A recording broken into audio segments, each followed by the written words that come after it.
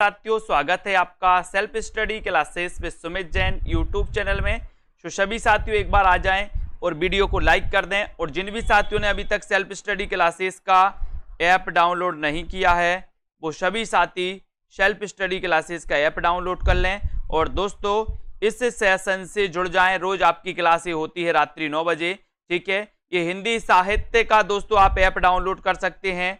जिन भी साथियों को ये ऐप का डाउनलोड करना है और हिंदी साहित्य का आगे भविष्य में दोस्तों आपको तैयारी करनी है तो आप इस ऐप से जुड़ सकते हैं। ठीक है, डाउनलोड कर सकते हैं। साथ ही ये दोस्तों हिंदी साहित्य की डेली टेस्ट सीरीज लॉन्च की गई है। ये डेली टेस्ट सीरीज चलती है दोस्तों, वैलिडिटी 1 साल है ना, रोज सुबह 8 बजे। ठीक है, तो ये डेली टेस्ट सीरीज में आप भाग ले सकते हैं ऐप में जाकर के। ये संपूर्ण कोर्स हिंदी साहित्य का संपूर्ण कोर्स है ना, master cadre, junior, TGT, PGT के लिए लॉन्च किया गया दोस्तों। और साथ ही ये जूनियर सुपर टेट के लिए दोस्तों आपके लिए 20 मॉडल पेपर 100 नंबर हिंदी के लिए लॉन्च किए गए हैं मात्र 350 में। ठीक है, तो ऐप में जाकर के आप ले सकते हैं। आज अपना दोस्तों यहां से स्टार्ट होने वाला है, तो जल्दी से आ जाएं। एक बार वीडियो को लाइक जरूर कर दें। बताएं जल्दी से। आपका आज का पहला प्रश्न आपके स्क्रीन पर है। आपको बताना है कि मैं वक्त के हूं सामने के रचनाकार कौन है? रघुवीर सहाय, गिरजा कुमार माथुर, मुक्तिबोध, या फिर भारत भूषण अग्रवाल। मैं वक्त के हूं सामने, मैं वक्त के हूं सामने, इसके रचनाकार कौन है आपको चयन करना है। और सीधा आंसर आपका क्या जा रहा है यहां पर, बताइए जल्दी से।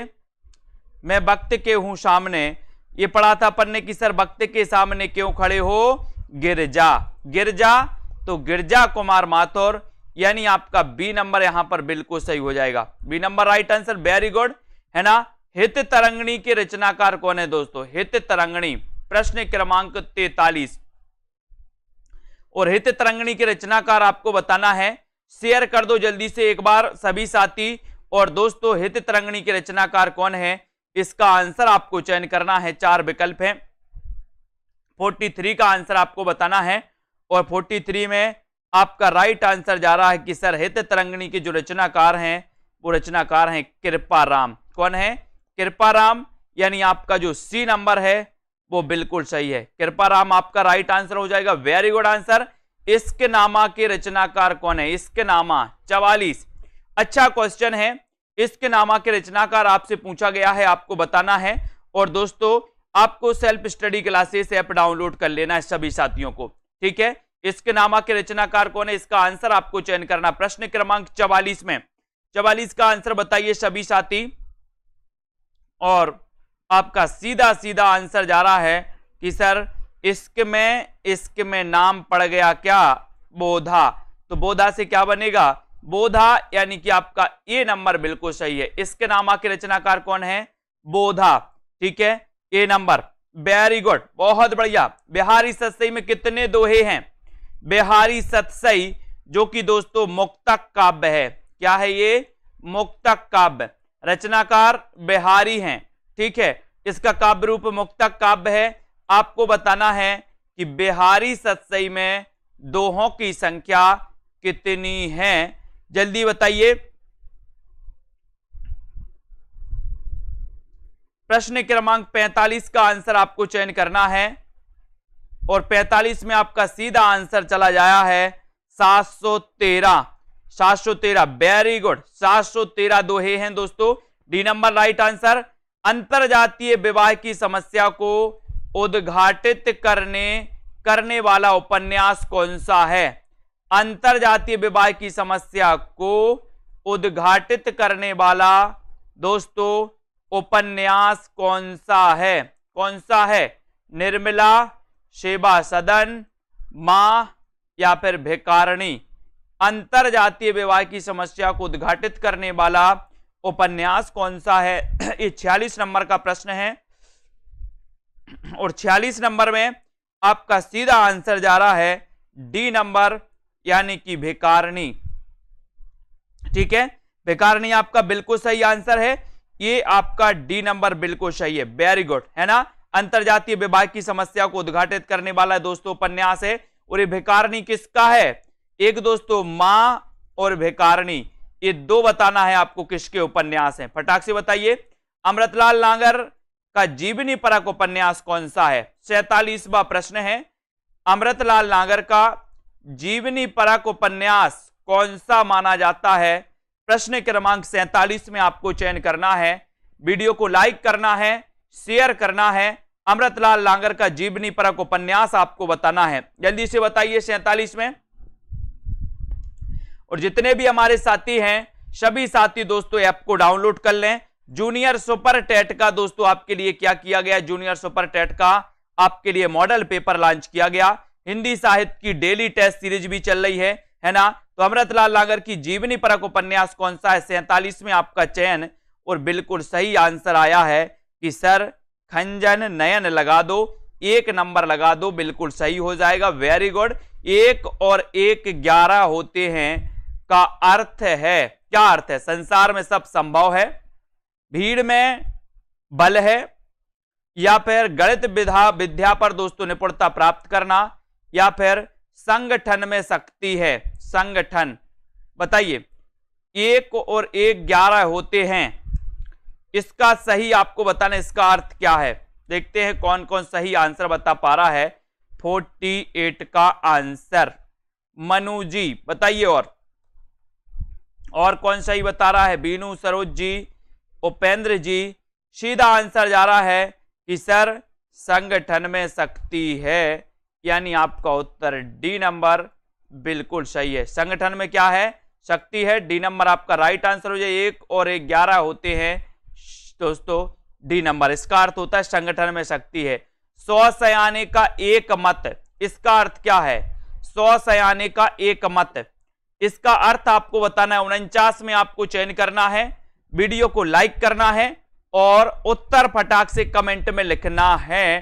तो उत्तर क्या हो जाएगा? 100 सयाने का एक मत। कुछ भी निश्चय ना कर पाना, ज्यादा चालाक बनना, अच्छे विचारों में भिन्नता होना, या बुद्धिमानों के विचार एक से होते हैं। तो 100 सयाने का एक मत, इसका अर्थ क्या है? और लगभग सभी लोगों ने आंसर सही बताया है। नितिका तनवर जी, डी नंबर आपका बिल्कुल सही है। बुद्धिमानों के विचार कैसे होते हैं? एक से होते हैं। डी आपने लगाया तो बिल्कुल सही आंसर है। कौन वर्णिक छंद है? फटाफट से आंसर बताएं दोस्तों। वर्णिक छंद कौन सा है? दोहा, चौपाई, सवैया, या फिर रोला? आपने छंद पढ़े हैं, मात्रिक छंद और वर्णिक छंद। तो आपको यहां पर बताना है कि वर्णिक छंद है तो कौन सा है? प्रश्न क्रमांक 50 में। और 50 का सीधा आंसर जा रहा है कि सर वर्णिक छंद की बात करोगे तो दोहा तो मात्रिक है, चौपाई मात्रिक है, रोला भी मात्रिक है, लेकिन जो सवैया है, ये सवैया क्या है? वर्णिक है। यानी कि इसमें वर्णों की जहां पर दोस्तों गिनती होती है वो वर्णिक, जहां पर मात्राओं की होती है वो मात्रिक। ठीक है। रहीमन चुप है बैठिए देख दिनन के फेर, और सब नीके दिन आई हैं बनत न लग है देर। देर या बेर है ना। यहां पर रहीमन चुप है बैठिए देख दिनन के फेर, सब नीके दिन आई हैं और बनत न लगे हैं देर। ये आपको 51 का आंसर ये क्या है? दोहा है, सोरठा है, रोला है, या फिर चौपाई है? बताओ क्या है ये? आपको चयन करना 51 में। 51 का चयन करना है, सभी लोग बताएंगे। और लगभग सभी लोगों का आंसर आया है कि सर ये दोहा है। क्या है? दोहा। 1 नंबर आपका बिल्कुल सही है। बहुत बढ़िया कल्पना वर्मा जी। अब आपका राइट आंसर है संविधान की 8वीं अनुसूची में कौन सी भाषा शामिल नहीं है? कौन सी भाषा शामिल नहीं है 8वीं अनुसूची में? 22 भाषाएं शामिल हैं दोस्तों। अब आपको चयन करना है कि कौन सी भाषा शामिल नहीं है। बोडो, मैथिली, डोंगरी, भोजपुरी। यानी कि एक एक प्रश्न में आपको एक एक दोस्तों वो लगाना है। अगर ये प्रश्न पूछा गया है तो आपको पता होनी चाहिए कि कौन कौन सी 22 भाषाएं शामिल हैं, है ना। ऐसा नहीं कि एक प्रश्न अपन ने कर लिया तो बोले कि सर यही आएगा। ये प्रश्न आपको क्या दे रहा है? सूचना दे रहा है कि क्वेश्चन यहां से बनते हैं। जो 22 भाषाएं अनुसूची में शामिल हैं उनको आपको पता होनी चाहिए। ठीक है। तो बोडो है, मैथिली है, डोंगरी है, लेकिन कौन सी नहीं है? भोजपुरी नहीं है। ये भोजपुरी दोस्तों संविधान की 8वीं अनुसूची में शामिल नहीं है, यानी डी नंबर आपका बिल्कुल सही होगा। पैसाची से कौन सी भाषा विकसित हुई? पैसाची से कौन सी भाषा विकसित हुई? मराठी, गुजराती, पंजाबी या फिर राजस्थानी? अच्छा क्वेश्चन है। 53 में आपको चयन करना है। लाइक करते रहें जल्दी जल्दी से, है ना। और सेल्फ स्टडी क्लासेस ऐप जरूर डाउनलोड कर ले साथियों। पैसाची यानी कि 53 का आंसर आपको चयन करना है। 53 का सही आंसर आपका क्या हो जाएगा? और लगभग सभी लोग बता रहे हैं कि सर पैसाची की आप बात कर रहे हो, तो पैसाची से जो विकसित है वो पंजाबी, है ना। यानी कि आपको दोस्तों सी नंबर आपका बिल्कुल सही हो जाएगा 53 में। बहुत बढ़िया आंसर। अगला क्वेश्चन, कौन सा शब्द स्त्रीलिंग है? Very good. कौन सा शब्द स्त्रीलिंग है बताइए? कौन सा शब्द स्त्रीलिंग है? ये क्वेश्चन आपसे पूछा गया है। क्वेश्चन बड़ा ही अच्छा है। और सियार है क्या, या फिर सहारा, परिषद या सूची पत्र? 54 का प्रश्न, और 54 में आपका उत्तर चला गया परिषद, है ना। सी नंबर चला गया। वेरी गुड, सी नंबर आपका राइट आंसर है, परिषद, है ना। अब आपको बताना है बहुवचनांत पुल्लिंग शब्द कौन सा है? बहुवचनांत पुल्लिंग शब्द कौन सा है बताइए? बहुवचनांत पुल्लिंग शब्द कौन सा है? आंसू, बात, लड़का या फिर दोस्तों घर? बहुवचनांत पुल्लिंग शब्द कौन सा है? यानी कि बहुवचन में उसका प्रयोग किया जाता है और पुल्लिंग भी है। तो प्रश्न क्रमांक 55 में बताना है, बताइए। कुरैशी जी 55 में आपका राइट आंसर कहां चला जाएगा? सभी लोगों ने सही बताया कि सर आंसू। आंसू हमेशा बहुवचन में प्रयोग होता है, और दोस्तों आंसू क्या है? पुल्लिंग भी है। ठीक है, तो 1 नंबर आपका चला जाएगा। उत्थान का विलोम शब्द क्या होगा? 56 का आंसर। उत्थान का विलोम शब्द कैसा क्या होगा? जो भी हमारे साथी दोस्तों सुपर टेट का इसी प्रकार से मॉडल पेपर लगाना चाहते हैं, है ना, तो सभी साथी अपन को याद करना है कि सभी साथी दोस्तों model paper junior super TET 100 number Hindi का मॉडल पेपर लॉन्च किया गया मात्र 350 में। 20 मॉडल पेपर आपके रहेंगे 100 नंबर के। उत्थान का विलोम शब्द क्या होगा? 56 सेल्फ स्टडी क्लासेस ऐप आपको डाउनलोड करना है। और उत्थान का बहुत ही बढ़िया प्रश्न आपसे पूछा गया, बोले सर उत्थान का होगा पतन। क्या हो जाएगा? पतन, यानी बी नंबर आपका बिल्कुल सही है। गुणवाचक विशेषण कौन सा है दोस्तों? 57 में 3 थोड़ा नया या फिर 5 किलोग्राम? तो अच्छा क्वेश्चन है। गुणवाचक विशेषण आपसे पूछा गया है, तो चयन करिए प्रदीप जी, बताएं गुणवाचक विशेषण कौन सा है। और 57 में आपका सीधा सीधा आंसर जा रहा है कि सर गुणवाचक जो विशेषण है वो विशेषण है कौन सा? कौन सा है 57 में? नया। ठीक है, सी नंबर सही हो गया। वेरी गुड, गुणवाचक है। कौन सा शब्द विशेषण है?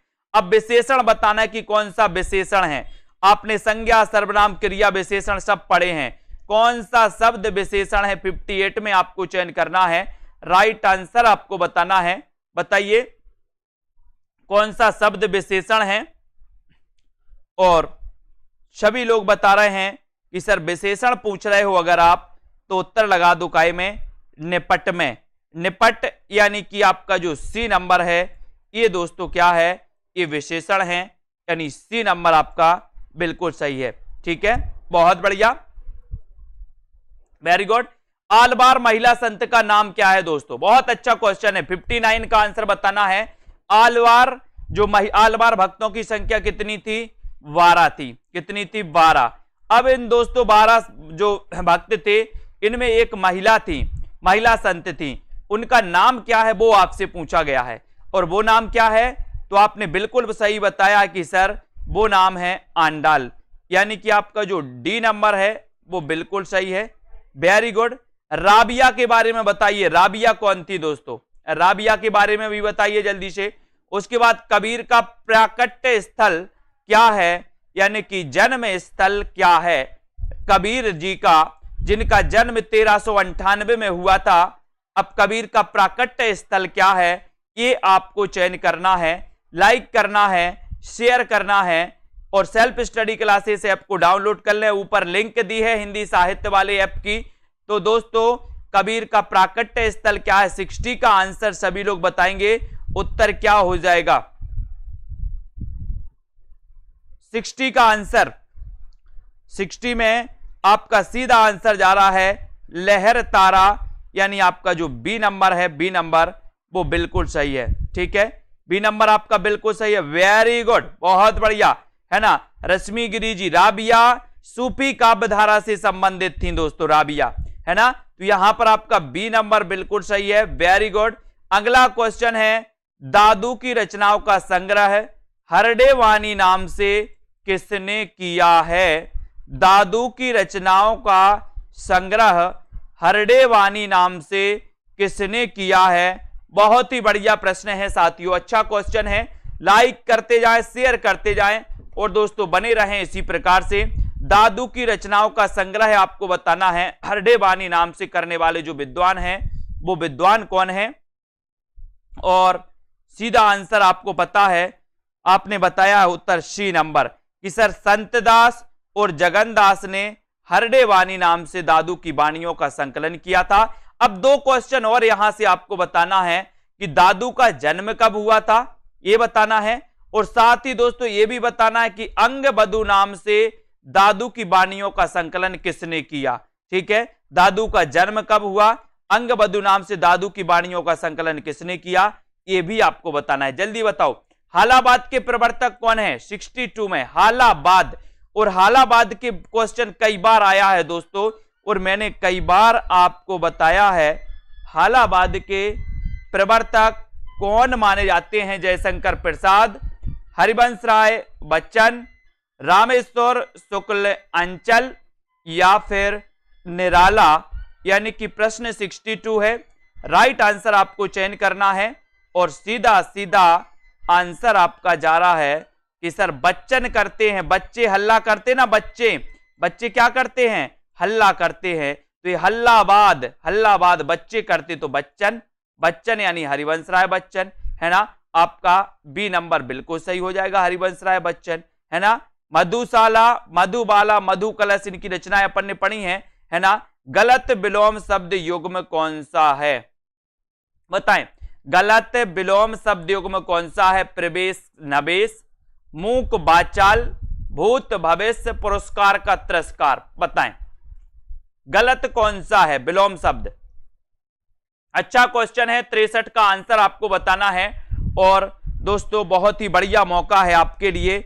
और लवली जी ने बताया है कि सर दादू की वाणियों का अंगबधू नाम से रज्जब ने किया था, बिल्कुल सही आंसर। और 63 में आपको चयन करना है। और दोस्तों आपका आंसर आपने बताया है कि सर प्रवेश का नवेश, ये विलोम गलत है, प्रवेश का नवेश गलत है, यानी कि आपका 1 नंबर आपका दोस्तों प्रश्नानुसार सही हो जाएगा। वेरी गुड, है ना। अगला क्वेश्चन है, द्रोण पर्व किसकी रचना है।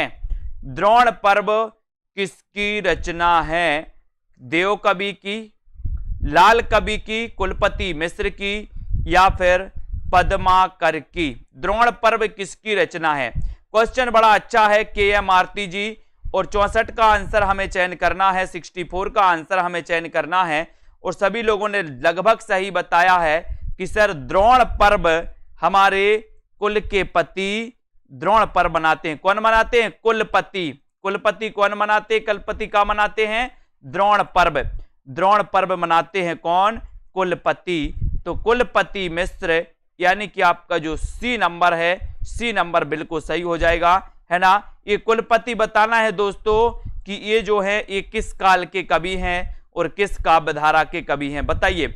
नायिका भेद वर्णन की दृष्टि से प्रमुख ग्रंथ सुख सागर तरंग के रचनाकार कौन है।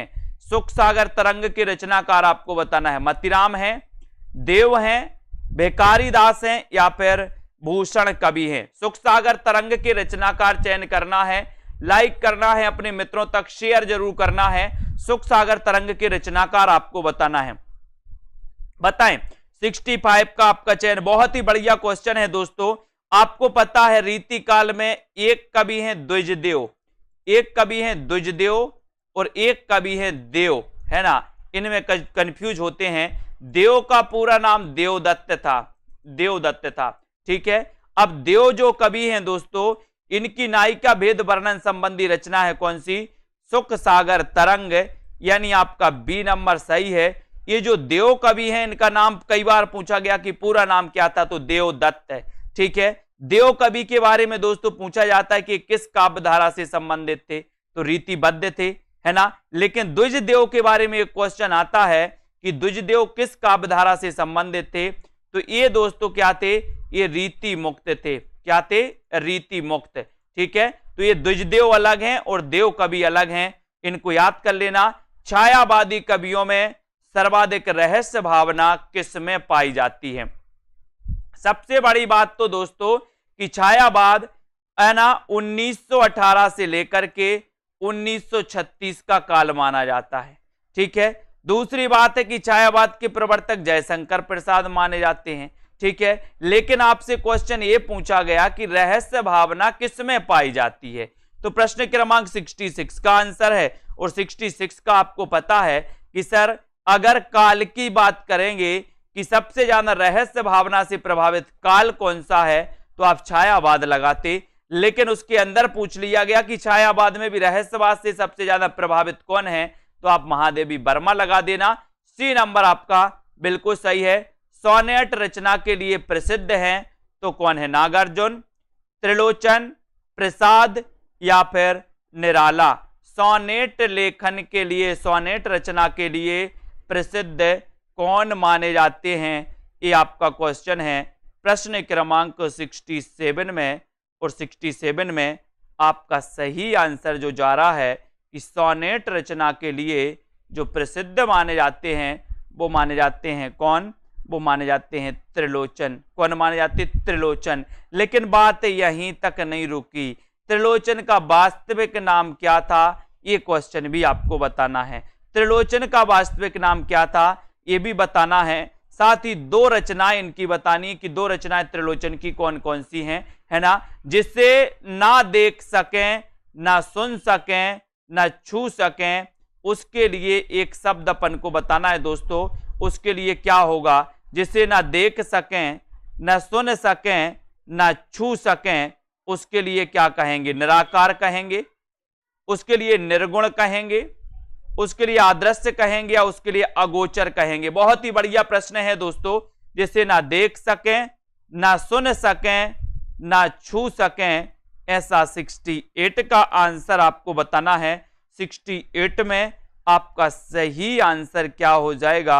आंसर हो जाएगा दोस्तों आपका अगोचर। अगोचर यानी आपका जो डी नंबर है, डी नंबर ये बिल्कुल सही है। जिसे ना देख सके ना सुन सके वो क्या है? अगोचर, है ना। शुद्ध शब्द का चयन कीजिए। उत्ग्रीव, उदग्रीव, है ना, उदगीर्व या फिर उदग्रीव। शुद्ध शब्द का चयन करना है। 69 का आपको बताना है और जल्दी से बताइए। नीचे लिंक दी है जिन भी साथियों को दोस्तों पढ़ना है और इसी प्रकार से आंसर बताते जाना है ना। तो शुद्ध शब्द का चयन कर लो एक बार जल्दी से और शेयर कर दो अपने मित्रों तक। लाइक शेयर जरूर करते रहिए साथियों। और बहुत ही बढ़िया प्रश्न है 69 में आपका सीधा आंसर जाएगा कि सर उदग्रीव लगा दो, यानी कि आप जो है आप लगा दो बी नंबर, बी नंबर लगा दो। Very good answer. अगला क्वेश्चन है रुपया तुम्हें खा गया।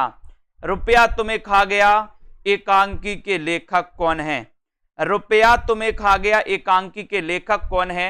आपको चयन करना है। बेनीपुरी, राम कुमार वर्मा, भगवती चरण वर्मा या फिर कुबेरनाथ राय, है ना। ये बताना है रुपया तुम्हें खा गया इसके रचनाकार कौन है। और आपको पता है ये सही आंसर क्या हो जाएगा? आंसर हो जाएगा दोस्तों आपका क्या हो जाएगा? भगवती चरण वर्मा, ठीक है। सी नंबर सही है। रुपया तुम्हें खा गया एकांकी के जो रचनाकार हैं वो है दोस्तों भगवती चरण वर्मा, यानी कि आपका सी नंबर बिल्कुल सही है। कुमकुम Yadav ji, very good answer. मुखबाल Ravi सम लाल होकर ज्वाल सा बोधित हुआ, है ना, इसमें कौन सा अलंकार है? मुखबाल रवि सम लाल होकर ज्वाल सा बोधित हुआ। 71 का आंसर बताना है। सभी प्रकार के प्रश्नों का मिश्रण किया गया है, व्याकरण भी है ना दोस्तों, और साथ ही आपका हिंदी साहित्य का इतिहास में एकांकी गद्य पद्य सब कुछ यहां पर मिश्रित किया गया। मुखबाल रवि सम लाल होकर ज्वाल सा बोधित हुआ आपको बताना है। तो यहां पर 71 का आंसर और सही आंसर क्या हो जाएगा 71 में, और 71 में आपका राइट आंसर है कि सर यहां पर उपमा अलंकार है। उपमा यानी ये नंबर बिल्कुल सही हो जाएगा। सम सा सर इस प्रकार के जो शब्द आते हैं तो आप उपमा अलंकार को डायरेक्ट समझ जाते हैं। जिनकी याद हमेशा रहेगी, संस्मरण के लेखक कौन है? जिनकी याद हमेशा रहेगी, ये संस्मरण किसका है? निराला का, अमृत राय का, यशपाल का, या फिर वियोगी हरि का?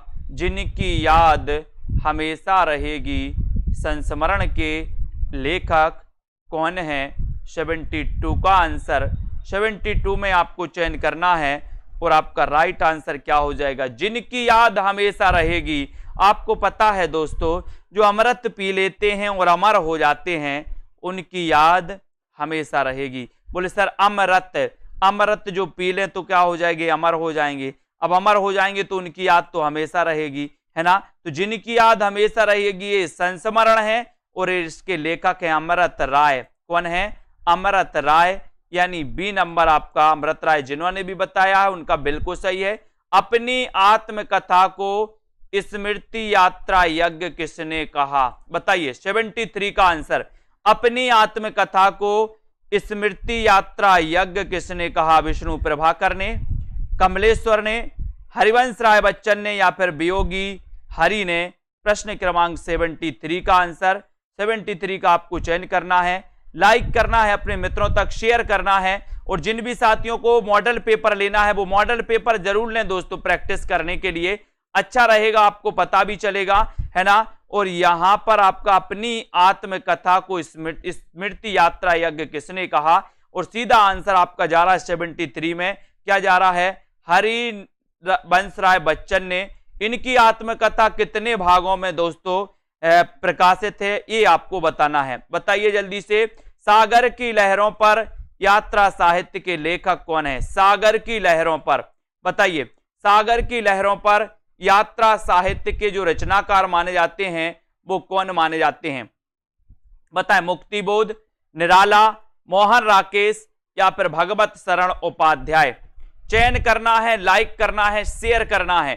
सागर की लहरों पर यात्रा साहित्य के जो रचनाकार हैं वो आपको बताना है 74 में, और आपका उत्तर जाएगा कि सागर की लहरों पर भी क्या हो रही है? बोले सर भागवत हो रही है। बोले भागवत कहां हो रही? सागर की लहरों पर हो रही। तो भागवत से क्या हो जाएगा? भगवत शरण उपाध्याय। अब याद हो जाएगा आपका, सागर की लहरों पर भागवत हो रही तो भागवत से भगवत शरण उपाध्याय, यानी डी नंबर आपका सही हो जाएगा।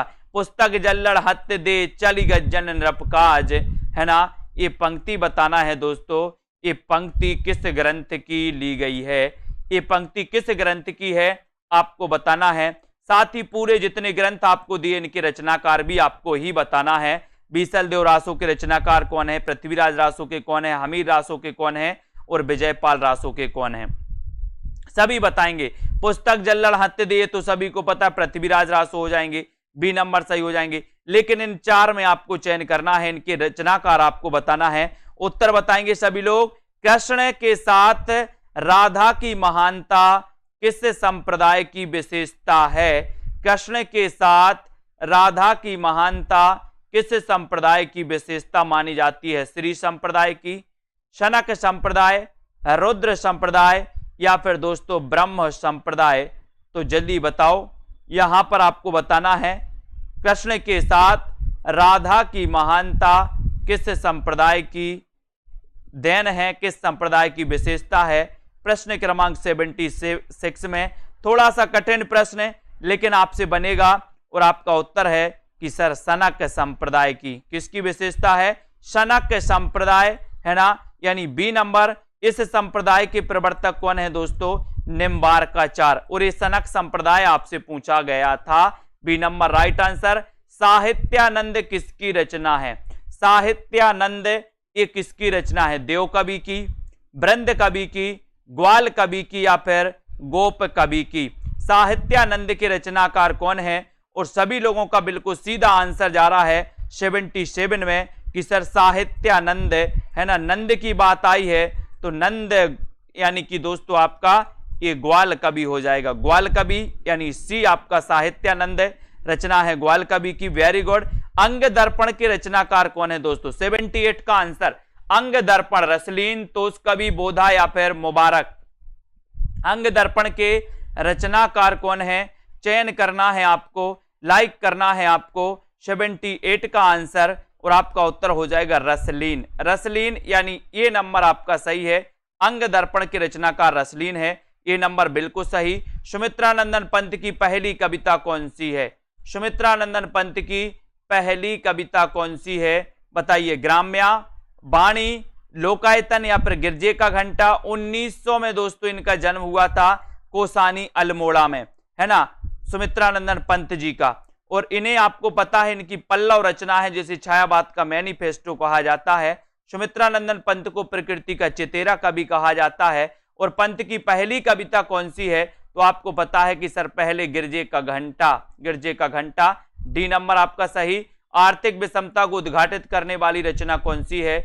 आर्थिक विषमता को उद्घाटित करने वाली रचना कौन सी है? भिक्षुक, तोड़ती पत्थर, विधवा या फिर अपरा? यानी कि 80 का आंसर चयन करना है। आर्थिक विषमता को उद्घाटित करने वाली रचना कौन सी है? और सीधा सीधा आंसर जा रहा तोड़ती पत्थर। तोड़ती पत्थर ये रचना किसकी है? ये आपको बताना है। तोड़ती पत्थर के रचनाकार कौन है? जल्दी से बताइए। नेपथ्य राग किसका नाटक है? नेपथ्य राग के रचनाकार कौन है? नेपथ्य राग किसका नाटक है? 81 में आपसे पूछा गया है। और सभी को पता है राग की बात आई है, राग, तो राग से हमें याद आ जाती है कि सर एक रचना है राग गोविंद। राग गोविंद किसकी है दोस्तों? राग गोविंद मीराबाई की रचना है। और राग तो मीरा ने किया, मीरा ने, तो मीरा कांत। नेपथ्य राग के रचनाकार मीरा कांत। एक नंबर आपका सही है। अथ का विलोम क्या है? अथ का विलोम इति, आदि, अंत या फिर प्रारंभ? अथ का विलोम 82 में कई बार पूछा जाता है। अथ का विलोम शब्द कौन सा है? लाइक कर लो सभी साथी। और नीचे लिंक दी है ऐप की, तो ऐप डाउनलोड कर लो, जहां पर आपके लिए 2020 टेस्ट सीरीज करवाई जाती है सप्ताह में 2 दिन बिल्कुल फ्री में, है ना। तो अथ शब्द का विलोम कौन सा हो जाएगा? 82 का आंसर आपको बताना है। और आपने बताया कि सर अथ का होता है इति। अथ का इति यानी ये नंबर बिल्कुल सही। हत्यारे कहानी के लेखक कौन है? हत्यारे कहानी के लेखक कौन है? राजेंद्र यादव, अमरकांत, मन्नू भंडारी, उदय प्रकाश। हत्यारे किसकी कहानी है? इसका आंसर आपको चयन करना है। क्वेश्चन बड़ा अच्छा है। लाइक करके शेयर भी करते रहो और पढ़ते रहो, अभ्यास करते रहो, है ना। जल्दी से शेयर कर दो एक बार सभी साथियों को। बताइए हत्यारे कहानी के लेखक कौन है? और सभी लोगों ने बताया कि सर हत्यारे पूछोगे तो हत्यारे यानी कि प्रश्न क्रमांक 83 है। और सभी लोगों ने बताया है कि सर ये जो रचना है किसकी है? हत्यारे।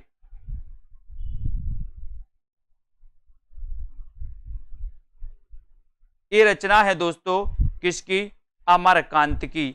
यानी कि आपका जो बी नंबर है, अपन ने याद भी किया था कि सर हत्यारे कभी अमर नहीं हो सकते। हत्यारे अमर नहीं हो सकते, यानी बी नंबर आपका बिल्कुल सही हो जाएगा यहां पर। ठीक है। अगला क्वेश्चन है काला जल उपन्यास के लेखक कौन है? काला जल उपन्यास के लेखक कौन माने जाते हैं? जल्दी से बताएं। काला जल किसका उपन्यास है? ये आपसे पूछा गया। मृदुला गर्ग का, सानी, मैत्रेयी पुष्पा या फिर प्रभा खेतान? काला जल किसका उपन्यास है?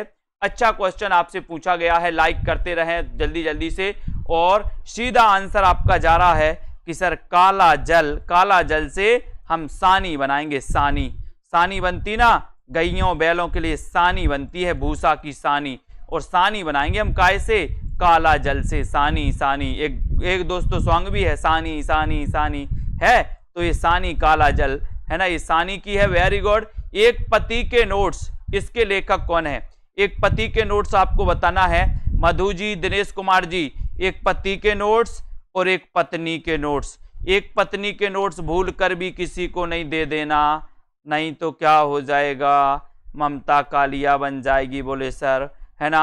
एक पति के नोट्स भी भूल करके किसी को नहीं दे देना, बेचारा क्लास में पढ़ पढ़ के नोट्स बना रहा है, नहीं तो भल्ला भल्ला पढ़ेंगे, भल्ला भल्ला भला नहीं होगा, है ना। सी नंबर आपका सही है, महेंद्र भल्ला। कामायनी महाकाव्य के लेखक कौन है? सरल क्वेश्चन पूछ लिया गया आपसे। कामायनी महाकाव्य के लेखक कौन है? हरिऔध, पंत, जयशंकर प्रसाद या फिर निराला? कामायनी किसका महाकाव्य है? प्रश्न क्रमांक 86 का आंसर। और कामायनी को आपको पता है कि सर ये 15 इसमें सर्ग हैं, है ना। 1935 इसका रचना काल है, ठीक है। रचनाकार आपको बताना है तो जयशंकर प्रसाद हैं, यानी कि आपका जो है ये सी नंबर बिल्कुल सही हो जाएगा। बहुत बढ़िया। अगला क्वेश्चन, हिंदी की प्रथम रचना श्रापकाचार के रचनाकार कौन है? बताइए। श्रापकाचार हिंदी की प्रथम रचना है, इसका रचना काल क्या है? तो 933 ईस्वी है ना। इसमें श्रावक धर्म के बारे में बताया गया दोस्तों श्रापकाचार में, और श्रापकाचार जो रचना है इसके रचनाकार कौन है?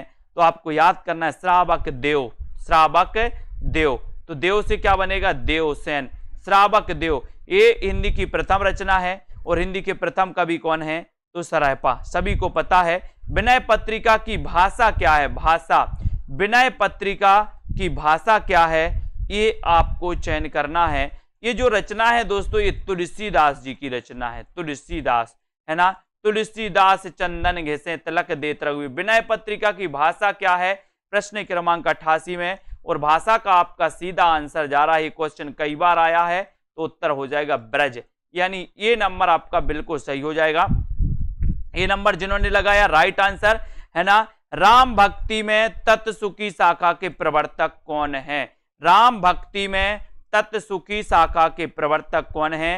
रामचरण दास, जीवा राम जी, रघुराज सिंह जी, युगलानंद शरण जी। 89 का आपको चयन करना है, लाइक करना है। और राम भक्ति में तत्सुखी, तत्काल सुखी होना चाहता है कौन?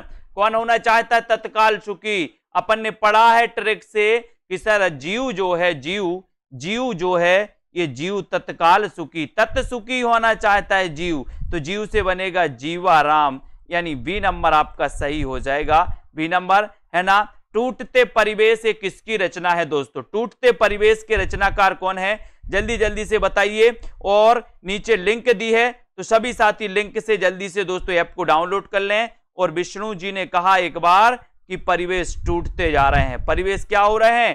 टूटते जा रहे हैं। किसने कहा? लोग भक्ति नहीं कर रहे हैं, यहां वहां की भावनाएं, है ना। तो टूटते परिवेश, विष्णु प्रभाकर, ये नंबर आपका बिल्कुल सही। वेरी गुड, बहुत बढ़िया। खेचर का पर्याय क्या होगा? खेचर का पर्याय, खेचर का पर्याय बताना है दोस्तों, क्या हो जाएगा खेचर का पर्याय? बताएं जल्दी, खेचर का पर्याय क्या है? और बहुत ही बढ़िया प्रश्न है, 91 का क्वेश्चन आपको चयन करना है, लाइक करना है, अपने मित्रों तक शेयर करना है। एक बार खेचर का पर्याय बताना है, बताइए। आकाश में दोस्तों चलने वाला पक्षी, ग्रह, या फिर इनमें से कोई नहीं। और आपको पता है कि सर खेचर मतलब आकाश में चलने वाला भी, पक्षी भी और ग्रह भी, यानी कि आपका उत्तर हो जाएगा इनमें से सभी, इनमें से सभी, यानी कि 91 का आपका सीधा सीधा आंसर जा रहा है डी नंबर, ठीक है। डी नंबर बिल्कुल सही है। धरती अब भी घूम रही है, धरती अब भी घूम रही है, किसकी कृपा से घूम रही? तुम्हारी कृपा तो नहीं बरस रही। बोले सर धरती अब भी घूम रही है, ये रचना के लेखक कौन है? आपको चयन करना है, विष्णु प्रभाकर, धर्मवीर भारती या फिर मुक्ति बोध। धरती अब भी घूम रही है, किसकी कृपा से घूम रही? ऐसा तो नहीं कि आप लोग मंत्र अंत्र पढ़ दिए तो इससे घूम रही, किसी की कृपा है? बोले सर हाँ, विष्णु की कृपा से धरती अब भी घूम रही है। ये रचना विष्णु प्रभाकर की, एक नंबर हो जाएगा। यामा किसकी रचना? यामा, आपको पता है दोस्तों 4 रचनाओं के लिए ज्ञानपीठ पुरस्कार मिला है। वो रचनाएं कौन कौन सी हैं? सबसे पहले मिला था चिदंबरा के लिए, ठीक है। उसके बाद मिला था दोस्तों, चिदंबरा के बाद किसको मिला था? उर्वशी के लिए, उर्वशी के लिए, ठीक है। उसके बाद मिला था कितनी नाव में कितनी वार के लिए, ठीक है। उसके बाद मिला था यामा के लिए, यामा के लिए मिला था 1982 में, ठीक है। और यामा किसकी रचना है? तो यामा रचना है दोस्तों महादेवी वर्मा, यानी आपका जो बी नंबर है, बी नंबर, ये महादेवी वर्मा बिल्कुल सही हो जाएगा। और इनका जन्म हुआ था 1907 में। बोले महादेवी हैं साथ तो डर नहीं है फिर कछु का, है ना। नई कविता का आत्मसंघर्ष आलोचना कृति के लेखक कौन है? नई कविता का आत्मसंघर्ष, ये आलोचनात्मक कृति आपको बताना है। गजानन माधव मुक्तिबोध, शिवदान सिंह चौहान, शिव कुमार मिश्र या फिर ईला चंद्र जोशी। नई कविता का आत्मसंघर्ष, इसके रचनाकार कौन है? 94 का आंसर आपको चयन करना है। और 94 में आपका सीधा सीधा आंसर जा रहा है कि सर ये जो रचना है नई कविता का आत्मसंघर्ष, बताएं प्रमोद सैनी जी। राइट आंसर कहां जा रहा है? बोले सर मुक्तिबोध की तरफ जा रहा है। ये नंबर मुक्तिबोध बिल्कुल सही हो जाएगा। गजानन माधव मुक्तिबोध, इनका जन्म बता दो जरा कब हुआ था? मैंने कई बार आपको रटवाया है, इनका जन्म बता दो जरा, है ना। रोमांटिज्म शब्द के लिए हिंदी में स्वच्छंदतावाद शब्द का प्रयोग सबसे पहले किसने किया है? रोमांटिज्म शब्द के लिए हिंदी में स्वच्छंदतावाद शब्द का सबसे पहले प्रयोग किसने किया है? ये आपका क्वेश्चन है। 95 का उत्तर आपको बताना है किसने किया है, बताइए। भारतेंदु जी ने, हरिऔध जी ने, रामचंद्र शुक्ल ने या फिर डॉक्टर नगर। आपको पता है दोस्तों कि स्वच्छंदतावाद शब्द का सबसे पहले प्रयोग मुकुटधर पांडे ने किया था। स्वच्छंदतावाद के प्रवर्तक हिंदी में श्रीधर पाठक माने जाते हैं, है ना। लेकिन दोस्तों रोमांटिज्म शब्द के लिए हिंदी में सबसे पहले प्रयोग किसने किया था? तब आपने बताया कि सर रामचंद्र शुक्ल जी ने किया था। तब हमने माना और सी नंबर टिक लगाया तो सही हो गया। बूंद बावड़ी, बूंद बावड़ी आत्मकथा की लेखिका कौन है? ऐसे ही दोस्तों आप अगर लगाना चाहते हैं मॉडल पेपर, ऐसे ही पूरे आपके लिए मिक्स प्रश्न रहेंगे पूरे आपके सिलेबस के अकॉर्डिंग। उसमें दोस्तों आपकी हिंदी व्याकरण भी रहेगी, साहित्य की सारी विधाओं से प्रश्न रहेंगे। बूंद बावड़ी आत्मकथा 20 आपके लिए मॉडल पेपर रहेंगे, है ना। और ये 20 मॉडल पेपर दोस्तों आपके एग्जाम के लिए बहुत ही उपयोगी रहेंगे। प्रैक्टिस आप कर पाओगे, आपको अंदाजा भी हो जाएगा कि 100 नंबर से हमारे हिंदी में कितने नंबर आ रहे हैं। तो जो भी हमारे जूनियर सुपर टेट वाले हैं 350 में ये दोस्तों आपके लिए प्रैक्टिस सेट लॉन्च की गई है ना, मॉडल पेपर लॉन्च किए गए। और बोले सर बूंद बूंद बावड़ी है काय के लिए? सच के लिए तो बूंद बूंद बावड़ी है। तो पद्मा सचदेवा बूंद बावड़ी, ये नंबर आपका पद्मा सचदेवा का सही हो जाएगा। सृजन के सेतु संस्मरण के लेखक कौन है? सृजन के सेतु संस्मरण के लेखक कौन है? विष्णु प्रभाकर, निर्मल वर्मा, वृंदावन लाल वर्मा या फिर प्रकाश चंद गुप्त, यानी कि 97 का आंसर क्या हो जाएगा? सृजन के सेतु संस्मरण के लेखक कौन है? सृजन के सेतु संस्मरण के लेखक कौन है? बहुत ही बढ़िया अच्छा प्रश्न है ना। सृजन किसने किया इस सृष्टि का? बोले सर विष्णु जी ने, है ना। तो यहां पर आपका सृजन के सेतु विष्णु प्रभाकर, विष्णु प्रभाकर, है ना। ये नंबर आपका, सृजन की बात आई है तो कोई भगवान का नाम ही आएगा, तो विष्णु प्रभाकर ये नंबर आपका सही हो जाता है ना। रणय कुमार चरियू, रणय कुमार चरियू के रचनाकार कौन है? 98 का क्वेश्चन। रोड़ा कवि, जो इंदु, पुष्पदंत या फिर सुमति गढ़ी।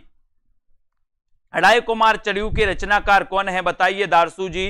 प्रश्न क्रमांक 98 में बहुत ही अच्छा प्रश्न है। लाइक करते रहें सभी साथी, शेयर करते रहें। और सीधा सीधा आंसर जा रहा है कि सर रणय कुमार चरियू के जो रचनाकार हैं वो रचनाकार हैं पुष्पदंत, यानी कि आपका जो सी नंबर है पुष्पदंत वो बिल्कुल सही है। रणय कुमार चरियू पुष्पदंत रचनाकार। कवि शेखर और अभिनव जयदेव के नाम से कौन जाने जाते हैं?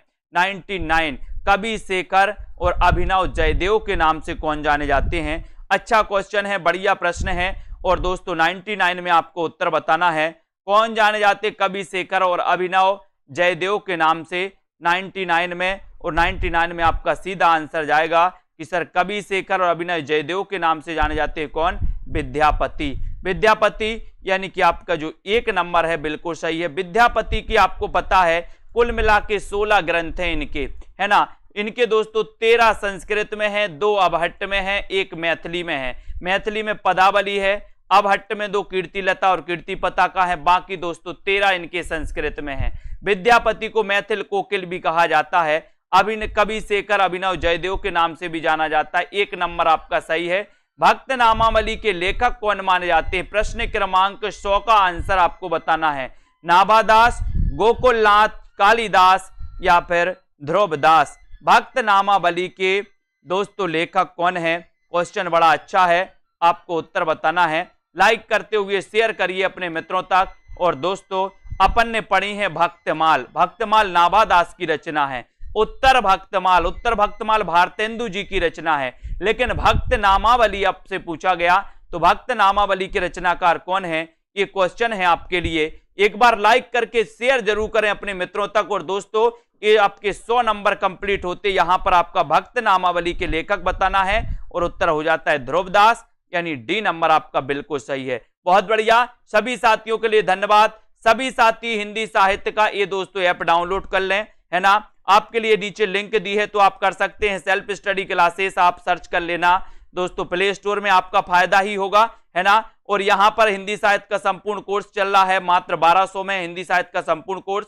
आप आगे किसी भी एग्जाम की तैयारी करेंगे उसके लिए आपके लिए हेल्पफुल रहेगा, है ना। हिंदी साहित्य एडिट जूनियर सुपर टेट के लिए 20 मॉडल पेपर लॉन्च किए गए 100 नंबर के, है ना। इसी प्रकार से और ये मॉडल पेपर मात्र 350 में आपके लिए रखे गए। उसके पहले दोस्तों मैं आपको बता दूं कि सेल्फ स्टडी क्लासेस और हिंदी साहित्य वाले ऐप पर 2020 टेस्ट सीरीज बिल्कुल फ्री चलती है रविवार और गुरुवार को, ठीक है। तो इनमें आप भाग ले सकते हैं, पढ़ सकते हैं, अपना अध्ययन कर सकते हैं निरंतर, ठीक है। बहुत बढ़िया। KM ज्योति जी, आयुष कुमार जी, है ना, रश्मि जी, लालदास जी, छाया जी, रोशनी जी, सरोज जी, आस्था जी, राधिका राजकुमार, निधि जी, पूजा जी, गायत्री जी, संगीता मंजूबाला, बीनू रोली जी, श्वेता जी, प्रीति पाल जी, ठीक है, ममता जी, पूजा रान। जिनको भी एडमिशन लेना है वो दोस्तों ऐप जरूर डाउनलोड कर लें, अध्ययन करते रहें और दोस्तों आगे बढ़ते रहें। ज्ञानेश जी, संजय पाठक जी, प्रमोद जी, राधिका जी, है ना, रितिका जी, मिथिलेश स्टडी क्लासेस है, संगीता जी, शिवराज जी।